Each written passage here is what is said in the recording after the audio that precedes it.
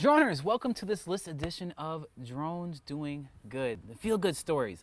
Now, I mean, if you're a drone pilot like myself and you explain it to somebody who knows nothing of drones, normally the first thing you have to explain is like, no, I don't bomb people with my drones. No, I'm not that guy who's doing that. No, I'm not spying on you in your backyard. No, I'm not flying this into your face. I just like to take pretty pictures. Is that bad? And you know, there's a lot of bad rap for drones, and this list right here is gonna help hopefully shed some light on the good things that drones are doing, because there's a lot of it. So let's get into it. Coming in at number 7, drones saving the ferrets. Montana is home to the black-footed ferret, which is endangered because of a flea that is infesting it, an invasive flea species that is really messed up. But there's good news. We came up with a vaccine or a way to be able to make it so that these fleas die and we can save the ferrets from the flea. Very simple thing, very cheap to produce. But the problem comes in when it comes to distributing that to over like 1,200 acres of habitat. A lot of space, right? So how can we do this? Oh, we know. We can disperse this via drones. And it worked.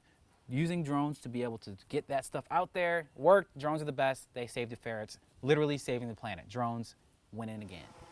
And coming in at number 6, drone search and rescue.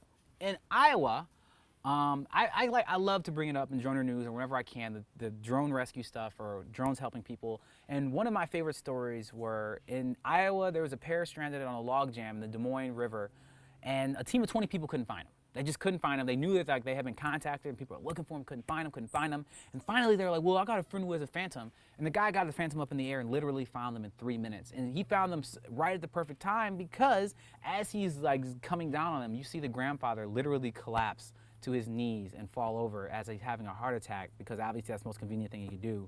And the time he needs to be rescued, like, oh, hold on a second, granddaughter, we need help. Let me exponentially make this situation worse by having a heart attack.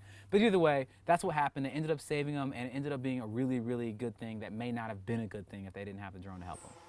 Coming in at number 5 is drones working in disaster areas. And drones can really be helpful for that, like flying over a spot and trying to give people what's going on and give everyone a sense of that. But mixing drones with augmented reality that overlays the map of what you're looking at, so the streets and like power line spaces and all that, to know exactly what you're looking at is inconsequential to be able to have the most effective way for rescue teams and rescue workers to be able to help restore a community and help rescue people.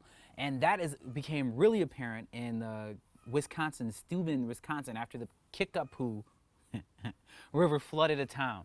And pretty much after it flooded it, like they were able to go over it and be able to say, look, these are the areas, like, because you can fly over a space and say, yo, man, there's some messed up stuff over here. And they're like, where was it? Oh, I think it was there. You know, you don't really know. You're just looking at like a place of water with roofs popping out of it. You don't know what streets are. Even a local person could be looking at that. So I don't know what that is.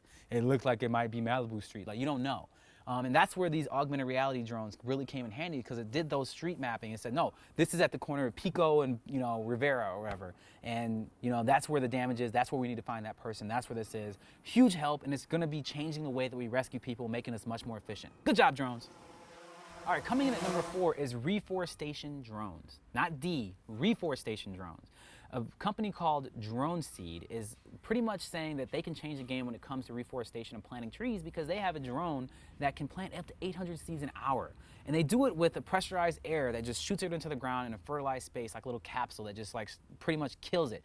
I mean, and these drones are awesome because they also do mapping to figure out where the best places are that they can do it, and they can go and plant trees in places that people wouldn't be able to reach normally. And on top of that, after they plant the seeds, they can bring these same drones back over the same space and be able to spray down the pesticides that stops invasive and like bad weeds and things like that would kill these trees in their infancy, and just pretty much literally do everything that we want them to do. And it does it at 1/10 the cost of what it would cost to have people do it.